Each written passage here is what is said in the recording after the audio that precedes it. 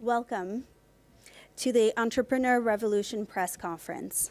To everyone in the room and everyone else joining us on live stream at the World Economic Forum in Davos.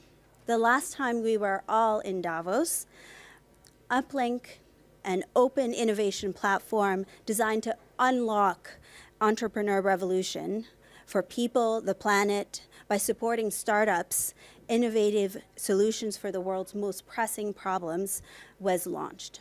28 months later, we are gathered again to share the impact it has delivered, meet its champions, and launch a new partnership. Today, I'm joined by Puneet Ranjan, Global CEO of Deloitte, Mark Benioff, Chair and Co-CEO of Salesforce, Ina Moja, Land Ambassador at the United Nations Convention to Combat Desertification, William Kwende, founder of Serious Seas, Gimwe Neo, Managing Director of the Center for Nature Climate at the World Economic Forum, and Roshni Nadar Malhotra, who will be joining us later, Chairperson as HCL Technologies. Welcome.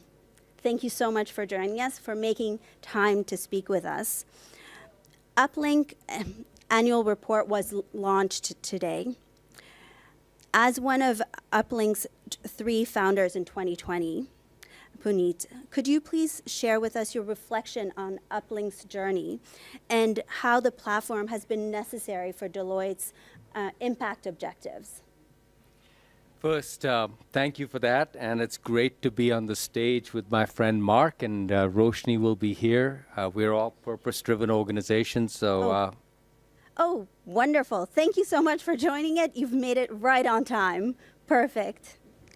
So, Roshni, I was saying we're all purpose-driven organizations. It's wonderful to be on the stage with you and with some of these ecopreneurs that we will talk about, and the WEF. You talked about impact. Let me give you some numbers in terms of what UpLink has been able to achieve. $1 billion in funding for the innovators. 16 million people provided access to essential health services.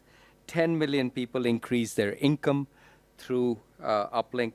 2.8 metric tons of greenhouse gases. I think this is million metric tons of greenhouse gas emissions reduced. I think it's actually pretty remarkable what UpLink has achieved over the last 2 years, something that Mark may have envisioned it, but it has certainly exceeded my expectations. I want to comment on Deloitte, but also talk a little bit about Salesforce because we have similar values. We're a purpose-driven organization.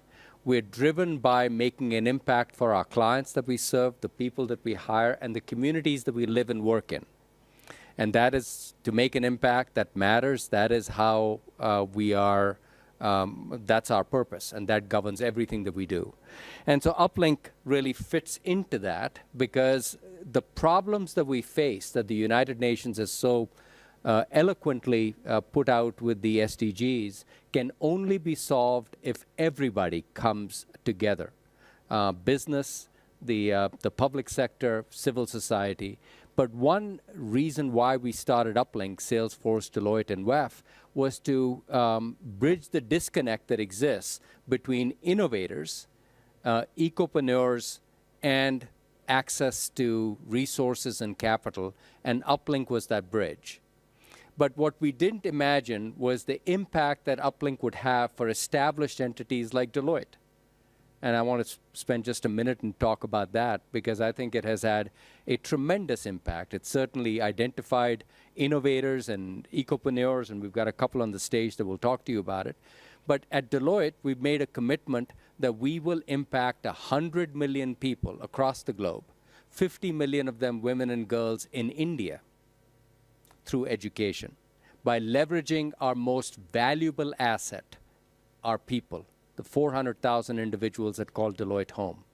And what we did with UpLink was we launched a challenge to help us bridge the gap between what we were trying to do in impacting the 100 million people. And we identified a number of ecopreneurs that we have now sponsored. They've been with us for a year, and the impact that they're having is unimaginable.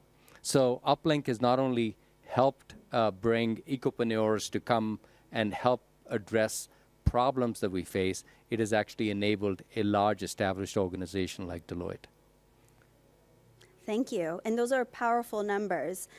Mark, as one of the founding partner of UpLink and an innovator of 1T.org, an initiative that collaborating closely with the platform, could you tell us why innovation is crucial at Salesforce climate objectives, and also how ecopreneurs have been making a difference on the ground? Well, thanks so much, and thank you, Puneet. And I think we're ready for a new environmental capitalism. I think about that every day. As the CEO of Salesforce, we're now a company with 75,000 employees and the third largest software company in the world. It's very meaningful to me that we're also net zero, that we're fully renewable now, that it's not some future commitment that we're making, but that we realize the planet is a key stakeholder today.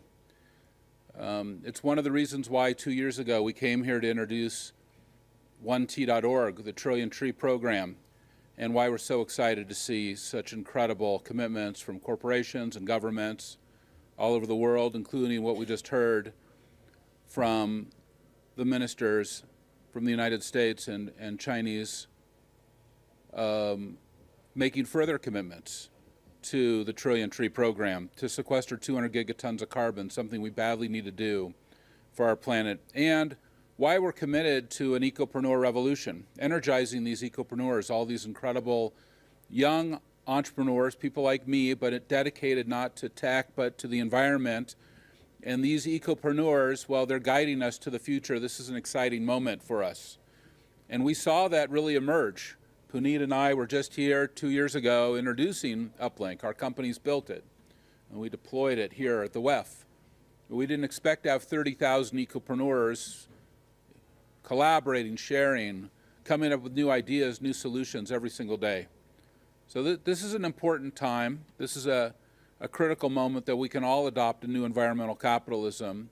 We can all become net zero. We can certainly all plant a tree, but we can also all support these incredible ecopreneurs who are about to hear from. And you're going to see it all live and in action on UpLink. And thank you, Puneet, for your leadership, because without it, we would not have been able to achieve this incredible goal. Well done. As well. Thank you. Thank you. And speaking of this, let's meet those ecopreneurs. William, you are a top innovator and a winner of the 2021 1T.org Sahel Challenge. First of all, what is an ecopreneur? Especially, what is an ecopreneur in West Africa? Well, we at Serious empower 500 women group in sustainable production of mango and shea, which means that we provide them platforms which are zero carbon, zero deforestation, so they can process their product, which we bring to the world market. The focus on the value chain is actually critical. It is critical because it provides livelihood, economic opportunity, which are necessary to protect the Great Green Wall.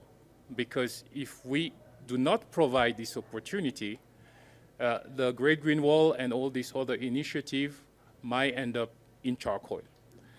We are very grateful to have been selected as an entrepreneur and a top innovator by 1T.org and UpLink. It has, in fact, changed a lot, I'll say, our development. It has evolved, and we are now part of the 1T.org Sahel Coalition. And with the other member of the coalition, we are able to deliver accelerated change and impact on the ground. This public-private partnership coalition actually has eco-entrepreneur, has government, businesses, and also the civil society. And this allowed to really provide a great impact and an accelerated development for the Great Green Wall and the economy in the Sahel. Thank you. Ina, could you tell us a bit more about what it is to work with 1T.org and UpLink and what kind of support that they provide ecopreneurs? So, like you said before, I'm a UNCCD ambassador, so I started almost 6 years ago doing an advocacy for the Great Green Wall project, and it was really under the radar when I started, and I see how impactful and how important it is, not just for the Sahel, but for the whole world, because when the Great Green Wall will be achieved in the end, it is something that is going to benefit all of us. And for me, I created a nonprofit based on the Web3 and really harnessing the power of creativity and the creative economy there to create a bridge between the Web3 communities and the real world communities of people who are living either on the front line of climate change or are going through social and gender issues. And so that has been something quite exciting because Web3 and NFTs, a lot of people have heard about NFTs but don't quite know what it is. And what we are doing is really embracing these new technologies that is very exciting, and the communities that are building the Web3 space and bringing awareness to different projects. So we did some auctions. We helped a lot of projects in the Great Green Wall by supporting them, not just with funding, but also partnerships, and have people really know about them, engaging these Web3 communities into becoming more activists, because there is a sense of giving back in the space, and it's something that I personally am building towards to really harness that and have thousands of people become activists and doing the work that I am doing today, because a lot of people don't know where to start. And art and communities are, for me, communities are the heart of everything. And looking at the Great Green Wall, how it evolved, they are the essence of the project. They are the heart of it, and that's why I push for community-driven solutions. And if we can create a global movement by using the Web3, this is something that I am very open to see. Let's see how it goes in a few years. Thank you, Ina. Expanding a little bit on what you've said, you know, you've talked about this community, and really that's what UpLink is creating. Gimwei, can you share with us how important, first of all, how important innovation it is to accelerate meeting the SDGs, but also how important it is to have collaboration to move entrepreneurship forward? First, I want to congratulate the ecopreneurs as well as to thank Deloitte and Salesforce for their leadership on launching UpLink innovation platform. It's only 2 years old, but we've actually seen the power of how it can actually mobilize innovation efforts. The priority for us on the climate and nature agenda is around action. Action, action. The crisis is upon us. We need to act, and we need to support innovators and entrepreneurs and get their solutions to the market. The second area that I also want to use this opportunity to call for is scale and speed, and really the need for us to really call on all the funds, capital, philanthropy, as well as others to invest and supporting these entrepreneurs to bring their solutions and implement it at scale, right? We need to really act very quickly and act at large scale in order to address the challenge that is already upon our doorstep.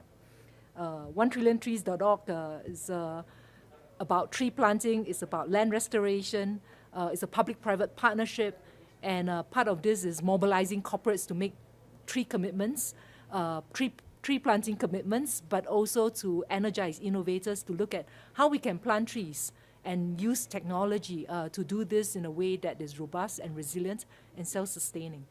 So it is really the kinds of collaboration we hope to foster more within the forum.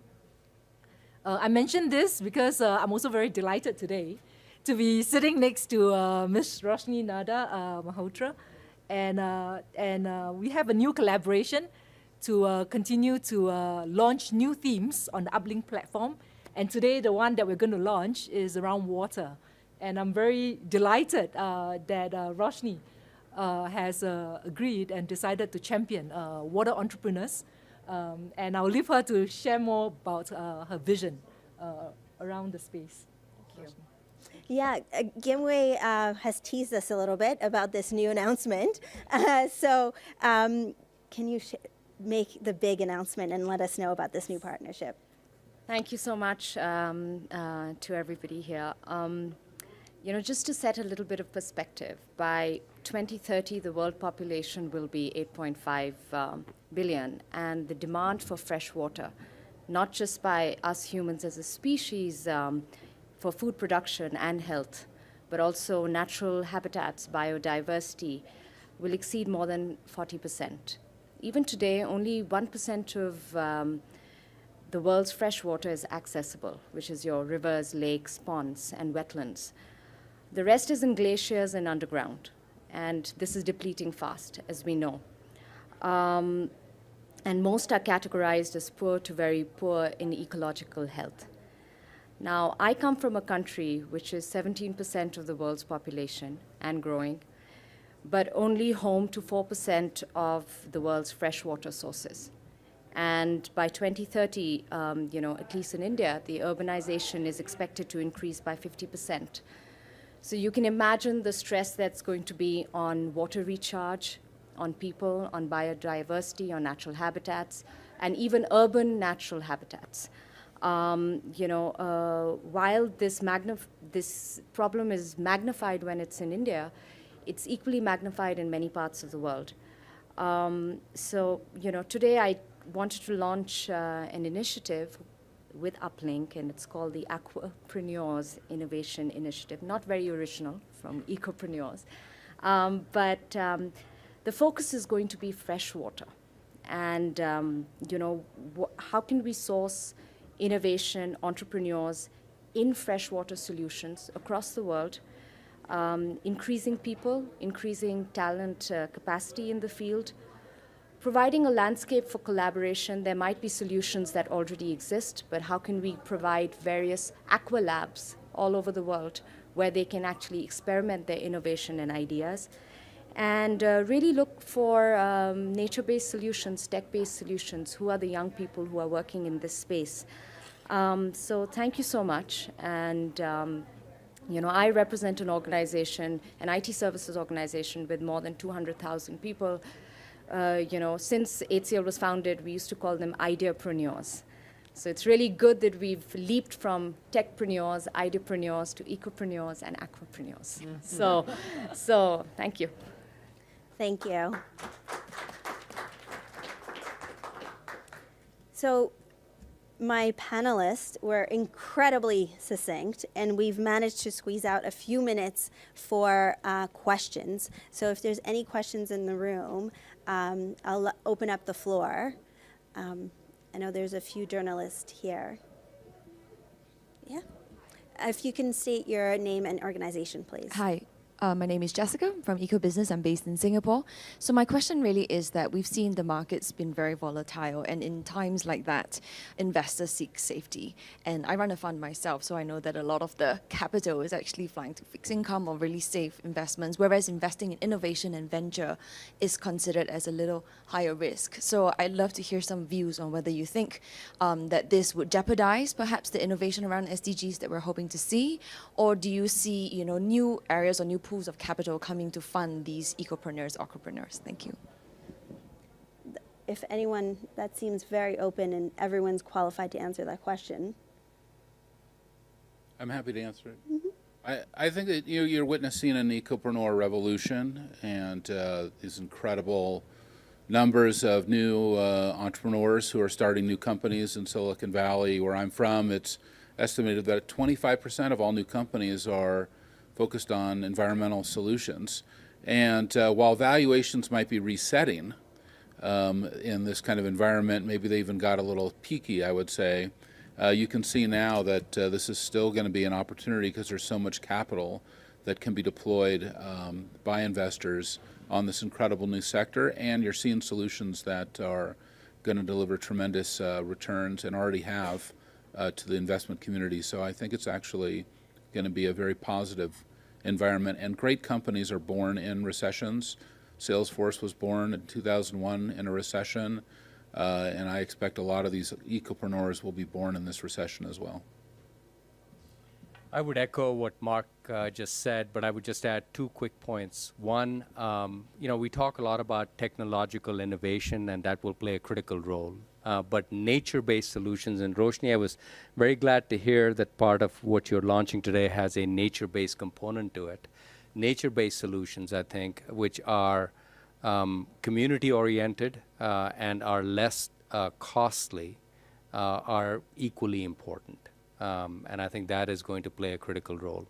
I think one other point that we forget is that investors and other stakeholders certainly are key here. But let's take Deloitte. The reason why we do this, why I do this, is I have 400,000 professionals. 86% of them are millennials and Gen Zs. And I poll them every quarter.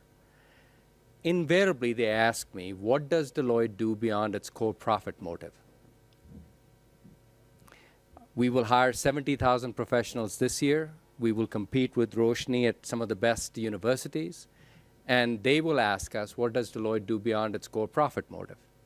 So if we don't have a credible response within the organization and within our communities, we're not going to hire the very best individuals, and we are definitely not going to retain them. So come recession, I think this revolution is here to stay. If I can just add, return on nature also takes time. So I think that as soon as you start measuring the way you've measured return on investments in other startups, you devalue the impact that you create. So, building frameworks that measure return on investments in nature or in these ecopreneurs or aquapreneurs, their solutions might take a little longer. How you define risk will also be different. But I think, there is an opportunity, at least for large organizations like us, to deploy patient capital and allow the solutions to actually evolve. And as Puneet said, nature-based solutions exist, and they might take a little longer to show impact, but they will. As an ecopreneur from the Sahel, we also took action and opportunities within this crisis. 2 weeks ago at the COP15 in Abidjan, we had a meeting where we're looking at using our platforms to mobilize more foodstuff for the global economy. We think that we can significantly contribute to the resilience of the global food market by using our technologies to bring online a significant amount of food products. Hi, my name is Martina. I work for the Chinese news agency Xinhua and the Chinese television CGTN. Congratulations, first of all, great initiative, but it does sound very nice. So how do you actually make it work in the context of COVID-19 and the decoupling and more geopolitical tensions? I would like to ask Puneet and Mark as well, because we still have a monopoly of capital being deployed mainly to the likes of Silicon Valley and so on. So in terms of geographic diversification, how will you make sure that more developing markets, frontier markets, and so on can benefit? Thank you. Well, my friend Mark here says nobody's against a tree.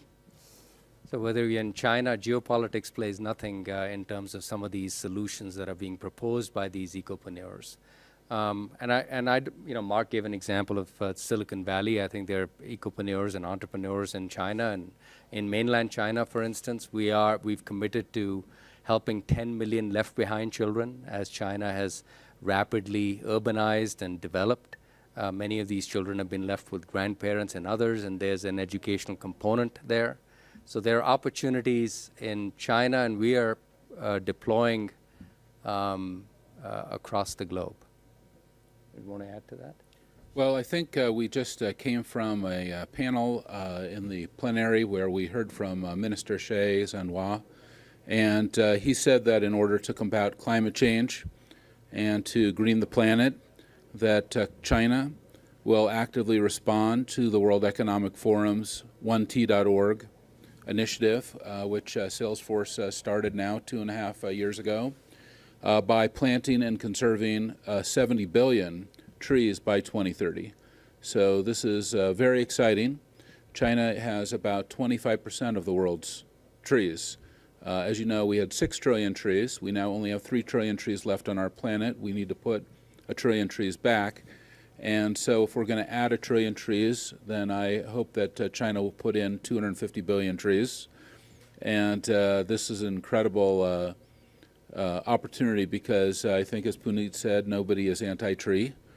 And we can have a tree diplomacy. And if we can agree on the tree, maybe we can also find other things that we can agree to as well. And And on if that, I may, sorry, if I just supplement that, because the trillion trees is already in Sahel with the Great Green Wall in India, in America, and with China coming on, I think we have a very good momentum to continue to scale the efforts forward. so on that wonderful vision of all of us agreeing on a tree, I would like to thank my panelists today for making the time to share with us new partnership, tell stories of the impact of UpLink and the expansions and extension that is coming into the future. Thank you all for joining us today in the room and on the live stream. Thank you.